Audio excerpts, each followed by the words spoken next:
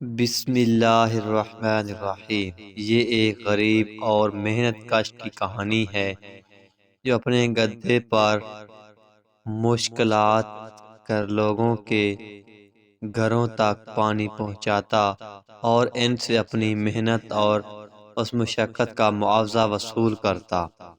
سب اسے ماشٹی کہتے تھے جو اس کام سے اپنا اور اپنے کنبے کا پیٹ بمشکل ہی بھرتا، لیکن کوئی دوسرا اس ذریعہ معاش اس کی سمجھ میں نہیں آتا تھا، اس لیے برسوں سے یہی کام کیا جا رہا تھا۔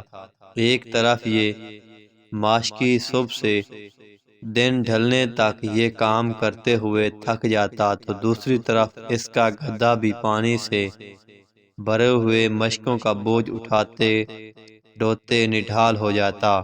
شہر کے کنویں کے علاوہ کچھ فاصلے پر جنگل کے قریب ایک میٹھے پانی کا چشمہ تھا جہاں دن میں کئی چکر لگانے پڑتے تھے۔ اب اس گدھے کی حالت ابتر ہو گئی، اکثر اسے کھانے کو پیٹ بھر کر کچھ نہ ملتا اور بہت زیادہ کام کرنا پڑتا۔ اس کی پیٹھ پر زخم پڑ جاتے ہیں یا کبھی کوئی چوٹ لگ جاتی تو ماشکی اس کی دوا دارو مرہم پٹی پر توجہ نہیں دیتا اور گدھا تکلیف برداشت کرنے پر مجبور تھا۔ وہ بے زبان ان حالات سے تنگ آ کر ہر وقت اپنی موت کی آرزو کرنے لگا۔ ایک دن اس گدھے کو شاہی استبل کے داروغہ نے دیکھا تو اس کی حالت پر بڑا رحم آیا۔ اس نے محنت کش سے کہا، تمہارا گدھا قریب المرگ ہے، اس کی حالت تو دیکھ کر اسے کچھ دن آرام کرنے دو اور پیٹ بھر کر کھانے کو دو۔ ماشکی نے مؤدبانہ انداز اختیار کرتے ہوئے عرض کیا، میرے باپ گدھے کو کہاں سے کھانے کے لیے دوں، خود مجھے روٹیوں کے لالے پڑے ہیں۔ دن رات محنت کرنے کے باوجود بال بچوں کو 2 وقت پیٹ بھر کر روٹی نہیں کھلا پاتا۔ یہ سن کر داروغہ کو ترس آیا اور کہنے لگا، میاں ماشکی، تم چند روز کے لیے اپنے گدھے کو میرے حوالے کر دو، میں اسے شاہی استبل میں رکھوں گا۔ وہ تر و تازہ گھاس، چنے اور جو کا دانہ کھا کر کچھ ہی دنوں میں موٹا اور تازہ ہو جائے گا۔ ماشکی یہ سن کر خوش ہو گیا اور اپنا مریل گدھا اس کے سپرد کر دیا۔ داروغہ نے اسے لے جا کر شاہی استبل میں باندھ دیا۔ وہاں جا کر گدھے کی آنکھیں حیرت سے پھٹی کی پھٹی رہ گئیں۔ ہر طرف ترکی اور عربی النسل گھوڑے نہایت قیمتی ساز و سامان کے ساتھ اپنے اپنے تھان پر بندھے ہوئے تھے۔ ہر گھوڑے کا بدن خوب فربا تھا اور ان کی کھال آئینے کی طرح چمک رہی تھی۔ 4 آدمی ایک ایک گھوڑے کی خدمت میں لگے ہوئے تھے، کوئی مالش کر رہا تھا، کوئی دانہ کھلا رہا تھا، کوئی پیٹھ پر محبت سے تھپکیاں دینے میں مصروف تھا۔ پھر گدھے نے یہ بھی دیکھا کہ گھوڑوں کے تھان نہایت صاف ستھرے ہیں، مٹی کا نام و نشان نہیں ہے، لوہے کے بڑے بڑے نادوں میں ہری ہری گھاس، جو اور چنا بھیگا ہوا ہے۔ یہ دیکھ کر گدھے نے اپنی تتلی پکڑ اپ اور خدا سے فریاد کی، یا الہی، یہ کیا تماشا ہے! بے شک میں گدھا ہوں، لیکن کس جرم کی پاداش میں میرا برا حال ہے اور کس لیے میرے پیٹھ زخموں سے بھری ہوئی ہے؟ کیا میں تیری مخلوق نہیں ہوں؟ کیا تو نے مجھے پیدا نہیں فرمایا؟ اور کیا تو میرا رب نہیں ہے؟ پھر کیا سبب ہے کہ یہ گھوڑے اتنے شان و شوکت سے رہے؟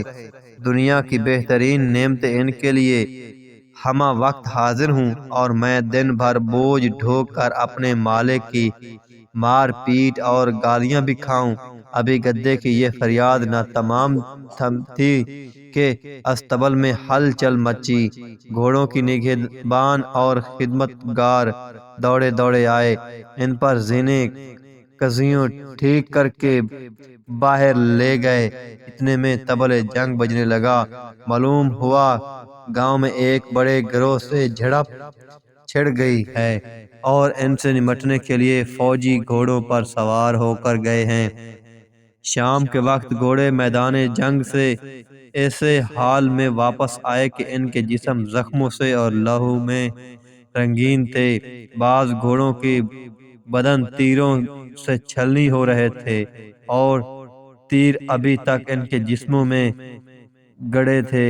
اپنے تھان پر واپس آتے ہی تمام گھوڑے لمبے لمبے لیٹ گئے اور ان کے پیر مضبوط رسوں سے باندھ کر نال بند قطاروں میں کھڑے ہو گئے ہیں۔ ان گھوڑوں کے بدن میں پیوست تیر کھینچ کھینچ کر نکالے جانے لگے۔ یوں ہی کوئی تیر باہر آتا تھا، گھوڑے کے بدن سے خون کا فوارہ بلند ہوتا۔ جب گدھے نے یہ تماشا دیکھا، تمہارے ہیبت کی روح کھینچ کر حلق میں آ گئی، بدن کا ایک ایک رونگٹا کانپنے لگا۔ خدا سے عرض کی کہ مجھے معاف کر دے، میں نے اپنی جہالت اور بے خبری سے تیرے حضور میں گستاخی کی۔ میں اپنے کسی حال میں خوش اور مطمئن ہوں۔ میں ایسی شان و شوکت اور ایسے کروفر سے باز آیا جس میں بدن زخموں سے چور چور ہو اور خون پانی کی طرح بہے۔ سچ ہے کہ میں اپنے ان سے بہتر ہوں، مار کھاتا ہوں پھر تو جسم میں پیوست نہیں ہوتے۔ ڈنڈے پڑنے سے میری ہڈیاں درد تو کرتی ہیں لیکن بھاگتے ہوئے ایسے نہیں گرتا یہ ہڈی چور چور ہو جائے۔ اکثر میری کھال کٹ پھٹ جاتی ہے لیکن ایسا تو نہیں ہوتا جو ان گھوڑوں کے ساتھ ہوا ہے۔ میرا مالک دن ڈھالنے پر مجھے کونے میں چھوڑ کر جیسے بھول جاتا ہے اور میں اپنی مرضی سے اپنی جگہ پر گھوم پھر لیتا ہوں، لیکن ان گھوڑوں کی خدمت گار تو دن رات ان کے ساتھ چمٹے رہتے ہیں۔ چند دنوں بعد داروغہ ماشکی کو بلا کر گدھا اس کے حوالے کر دیتا ہے۔ گدھا پہلے کی نسبت کافی بہتر لگ رہا تھا۔ اس کے مالک نے سوچا اس کا سبب اچھی خوراک اور آرام و سکون ہے، مگر گدھا جانتا تھا کہ استبل میں رہ کر اس سے جن نعمتوں کے ساتھ اپنی حیثیت اور مقام کا جو احساس ہوا ہے وہ یہ سب دیکھنے سے پہلے کبھی نہ ہوا تھا۔ گدھا یہ سمجھ چکا تھا کہ جو جہاں ہے وہیں عافیت اور چین سے ہے اور ہر چیز کی آرزو نہیں کرنی چاہیے۔ ارے محترم عزیز دوستو، کہانی کا حاصل سبق یہ ہے کہ ہم ہمیشہ اپنے حالات پر ماتم کرتے ہیں۔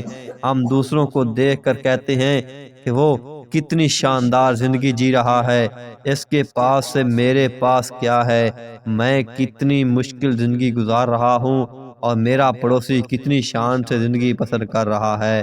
لیکن اگر حقیقت معلوم ہو جائے کہ جس کو ہم اپنے سے بہتر سمجھتے ہیں اس کی زندگی میں کتنی مشکلات اور کتنی پریشانیاں ہیں، اس کی زندگی کتنی کٹھن ہے، وہ اپنی زندگی میں کن کن پریشانیوں کا سامنا کرتا ہے، تو شاید اب میں اپنے حالات پر رحم آئے، اس لیے اپنا موازنہ دوسروں سے ہرگز نہ کریں۔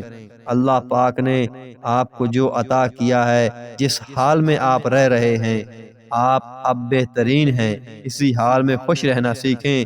زیادہ کی تمنا انسان کو موجودہ نعمتوں سے بیزار کر دیتی ہے۔ حضرت علی رضی اللہ تعالیٰ عنہ کے پاس ایک شخص آیا اور عرض کرنے لگا، اے علی، میرے پاس اللہ کا دیا ہوا سب کچھ ہے، میرے پاس دولت ہے، گھر ہے، کاروبار ہے، مگر ان کے باوجود میں ہر وقت پریشان رہتا ہوں، میری زندگی میں سکون نہیں ہے۔ مولا علی رضی اللہ تعالیٰ عنہ نے فرمایا، اے شخص، جو انسان شکر ادا نہیں کرتا، جو انسان اپنے حالات پر خوش نہیں رہتا، وہ ہمیشہ پریشان رہتا ہے، کیونکہ زیادہ کی توقع موجودہ نعمتوں کو بے توقیر بنا دیتی ہے۔ اللہ تعالی ہمیں سمجھنے کی توفیق عطا فرمائے۔